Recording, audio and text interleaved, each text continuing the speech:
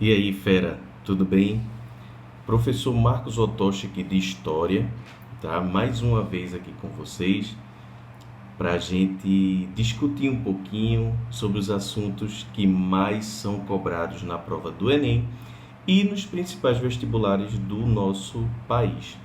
Gente, na aula de hoje a gente vai trabalhar a chamada República Oligárquica ou República dos Coronéis, tá?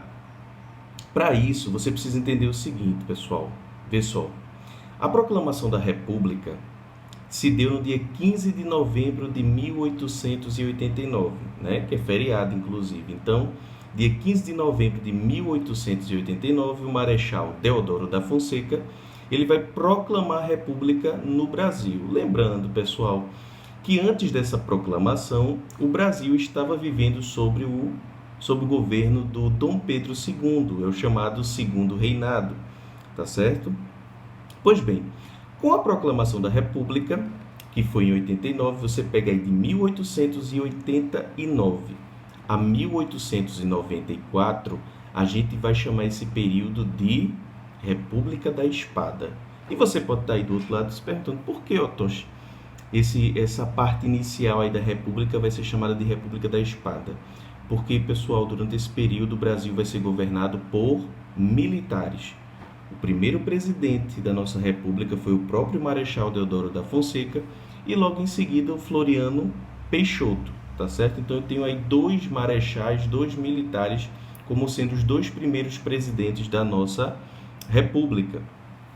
De 1894, que é quando Floriano sai, até 1930, com Vargas, então nesse período aí eu tenho a chamada República dos Coronéis ou República Oligárquica, tá certo? E é justamente nesse período aí, desse período que a gente vai se dedicar hoje, que nós vamos nos dedicar nessa videoaula.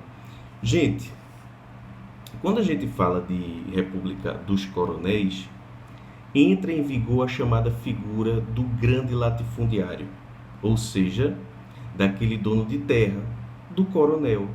Se eu falasse para você, olha minha gente, eu, Otoshi, eu sou coronel de de uma determinada região. Então, por exemplo, eu sou coronel de Carpina, vamos imaginar aqui. Então, eu estou dizendo para vocês que eu era o homem mais rico, mais poderoso, mais influente daquela região, tá certo? O coronel, ele tinha dinheiro, ele tinha muito poder e ele tinha muita influência. E esses coronéis são os grandes donos de terra, os grandes latifundiários. E o poder deles era tão grande que eles passavam a controlar as eleições. Aí você pode estar se perguntando, como assim, Otoshi? Eles controlavam as eleições. Gente, é o seguinte, se a gente pegar o Brasil atual, né, 2020, o sistema de votação ele é muito diferente, né? Hoje você fica numa filinha lá na sua sessão eleitoral, depois você vai para trás de uma cabine onde tem uma urna eletrônica e você vai digitar o número do seu candidato, depois aperta o verde para confirmar e está tudo certo, você votou. O voto é secreto, não é verdade? Ou seja, ninguém fica sabendo em quem você votou. Tranquilo? Agora vamos para esse período aí dos coronéis. Primeiro que o voto era aberto, tá, pessoal? O voto era aberto, ocorria por meio de cédula de votação, né, papelzinho e tal. E era muito escroto, porque, tipo, no dia da votação lá, você pegava a sua cédula, né, com o nome do seu candidato, e você mostrava às pessoas em quem você estava votando. Você diz, poxa, eu tô sério, sério. Por isso que a gente diz que o voto era aberto. Então, no local da votação, sabe quem é que estava de olho no voto das pessoas? O coronel, Otoshi. Não, minha gente, o coronel é um homem rico, poderoso, ele não vai ficar debaixo do sol quente, olhando o voto de cada um. Mas os seus capangas, sim. Então, tinham lá os capangas dos coronéis que ficavam de olho em quem cada pessoa estaria votando. Por que eu estou falando disso para vocês? Porque, gente, vamos imaginar que vai ter uma eleição para governador de Pernambuco na época, tá? Então eu tenho um candidato A e tenho um candidato B. O coronel vai dizer, olha, eu vou apoiar o candidato A. E ele vai passar isso para o seu povo. Olha, pessoal, eu estou apoiando o candidato A e vocês também irão votar nele. E aí é onde entra o que a gente chama de voto de cabresto. Voto de cabresto era aquele voto controlado. Controlado por quem? Pelo coronel. Ele tinha como controlar o meu voto, Tosh? Claro, eu acabei de dizer para vocês que o voto era o quê? Aberto. Então as pessoas iam, votavam, mostravam em quem estava votando e o capanga do coronel ele olhava ali. Então se você votou em A, que foi o candidato que o coronel indicou, tudo certo. Mas se você votou no outro candidato, você vai se arrepender profundamente. Sabe por quê, pessoal? Porque o coronel vai utilizar da violência contra você. Ou seja, os capangas vão pegar você, vão levar até o coronel, vão dar uma surra em você. E o coronel vai te indagar. Peraí, Marcos, qual foi a parte do votar no candidato A que eu estou apoiando que tu não entendeu? Então veja, como é que o coronel ele controlava o voto daquela população, daquela determinada região?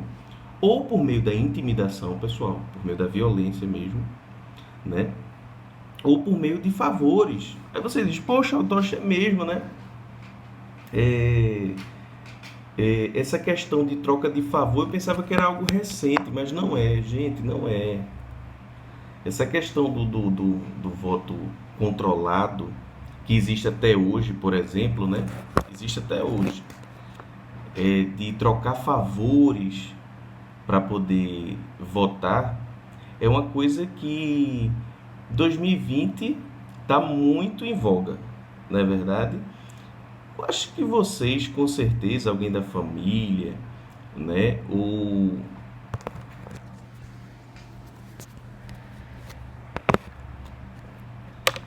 Muito bem, voltando aqui. Então eu acho que vocês, né? Alguém da família e tal, vocês conhecem pessoas que venderam seu voto. Ou seja, pessoas, pessoal, que trocaram um voto por R$ 50, por uma cesta básica, por tijolo, por óculos. No interior isso é muito latente, né? Eu morei algum tempo no interior e via descaradamente a compra de voto das pessoas. Então você deve estar imaginando, Otoshi, uma prática que era muito comum antigamente está muito presente nos dias de hoje. Com certeza. O coronel ele controlava assim o voto da galera, dando presentes para o povo, roupas, comida, ajudando. E aí quando chegava na época da eleição, o coronel dizia: "Vote em fulaninho", e a pessoa ia lá e votava. Troca de favores, guarda isso, que a troca de favores vai ser algo muito presente durante a chamada República Oligárquica. Tá certo, pessoal? Então vamos lá. A gente já entendeu que o coronel é o cara mais poderoso daquela região, que o voto era controlado por ele, o chamado voto de cabresto, que para controlar esse voto ele utilizava a violência, ele utilizava a troca de favores para tal e a intimidação. Tranquilo? Pois bem, a pergunta que não quer calar, Otoshi, quando aquele cara, o governador A, no nosso exemplo, ele foi eleito, o que é que ele faz? Ele vai olhar a situação e vai dizer o seguinte: peraí, quais foram os coronéis que me apoiaram nessa eleição? O coronel de Carpina, o coronel de tal canto, o coronel de tal canto, pronto. Para esses coronéis que me ajudaram, eu vou estar repassando um apoio financeiro e político. A gente volta para aquela velha troca de favores, apoio político e financeiro para quem me ajudou. Tranquilo, pessoal? Pois bem, outra coisa que a gente destaca nesse período é a chamada política do café com leite. O estado, né, mais rico do Brasil nesse período, o maior produtor de café era São Paulo. E Minas Gerais era o maior produtor de leite. Tá? Se eu tenho Minas Gerais e São Paulo como os dois estados mais ricos, consequentemente eu estou dizendo para você que esses eram os dois estados mais influentes, pessoal. Mais influentes politicamente no Brasil. Ou seja, tem dinheiro, tem poder. E aí o que era a política do café com leite? Nada mais era do que o revezamento na presidência da República. Eu falei presidência da República, de políticos paulistas e mineiros. Ou seja, então eu vou ter um presidente de São Paulo, quando acabar o mandato dele, ele indica alguém de Minas. Aí o de Minas assume, terminou o mandato, indica o de São Paulo e assim sucessivamente. Cuidado para não confundir as coisas, tá bom? Política de café com leite, do café com leite, é o revezamento na presidência da República. Não é para governador do estado, não é vereador, não é deputado, não é senador, nada do tipo. Presidência da República. Otoshi então quer dizer que sempre vai ter um político paulista ou mineiro governando? Não. Sempre vai ter alguém ligado ao PRP, Partido Republicano Paulista, ou alguém ligado ao PRM, Partido Republicano Mineiro. Não necessariamente o presidente ele vai ter que ser o de São Paulo ou de Minas, mas ele está ligado ou à oligarquia, né, e ao Partido Republicano Paulista ou ao Partido Republicano Mineiro, tá certo? A gente vai ter alguns exemplos, por exemplo, de Rodrigues Alves, que ele é do Rio de Janeiro, tá certo? Ele é do Rio de Janeiro, mas ele é carioca no caso, né? Mas ele estava ligado ou a um ou a outro, tá certo? Então esses são os dois partidos que vão influenciar o cenário político nesse período, pessoal. Além do coronelismo, do voto de cabresto, da questão da política do café com leite, a gente vai ter também a chamada política dos governadores. E o que vem a ser isso? Vem a ser um grande acordo, tá? Um acordo entre os governadores dos estados para eleger alguém a nível federal. Então perceba, o coronel ele controla, né, a galera da região dele e elege um governador. Aí o governador, pessoal, vai se juntar com os outros governadores dos outros estados, vai dizer, olha, quem é que a gente vai ajudar a ser eleito a nível federal? Fulaninho, pronto. Então, um grande acordo para eleger alguém a nível federal, eu tenho a chamada política dos governadores. E quando essa pessoa for eleita, esse presidente, ele vai perguntar quais foram os governadores de quais estados que me ajudaram nessa eleição. Ah, foram os estados tal, tal, tal, tal e tal. Ótimo. Apoio político e financeiro para eles. Olha aí, a gente volta a falar de troca de favores. Estão percebendo? Então, minha gente, quando a gente fala de república oligárquica ou dos coronéis, a gente está falando que o poder, a influência e o controle eleitoral está nas mãos dos grandes latifundiários, dos grandes donos de terra, de uma oligarquia. E o que é oligarquia? Poder de poucos, poder de uma minoria. Quando uma minoria, ela manda e desmanda. E quem é essa minoria? É essa elite agrária. Tranquilo? Não esquece disso. Um outro detalhe. Hoje vocês sabem que a gente tem um sistema eleitoral, né, que dificilmente pode ser fraudado.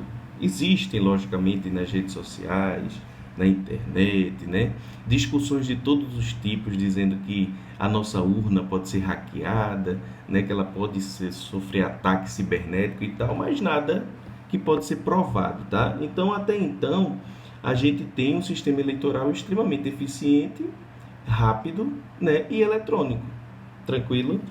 Só que naquela época, pessoal, era um período em que haviam muitas fraudes eleitorais.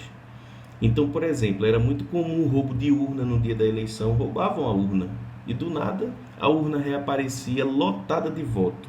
Adivinhem, voto para quem?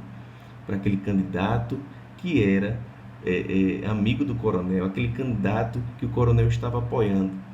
Veja que coisa, né? Roubavam a urna, daqui a pouco a urna reaparecia cheia de votos. Tem alguma coisa errada aí. Outra coisa que é muito interessante, chega até a ser cômica, é a questão dos mortos. Gente, pessoas que estavam mortas há trocentos anos atrás, né? E que vão votar. Você perguntou, Xentotos, esse morto é o morto cidadão, né? Ou seja, ele estava lá debaixo da terra e voltou só para votar. Na realidade, né, pessoal, as pessoas usavam documentação de pessoas que já estavam mortas há muito tempo e iam votar. Fraude eleitoral. O tocha era uma bagunça, né? O sistema de votação no Brasil nesse período era, pessoal, era uma bagunça de fato, e o controle por parte do coronel era muito grande. né? Graças a Deus, graças aos avanços na política, na nossa democracia, vamos colocar assim, hoje a gente já tem um sistema eleitoral totalmente diferente. Mas nesse período, o poder estava concentrado nas mãos dos coronéis. Tranquilo, pessoal? Então, essa é a parte 1 da aula sobre República Velha. Tranquilo?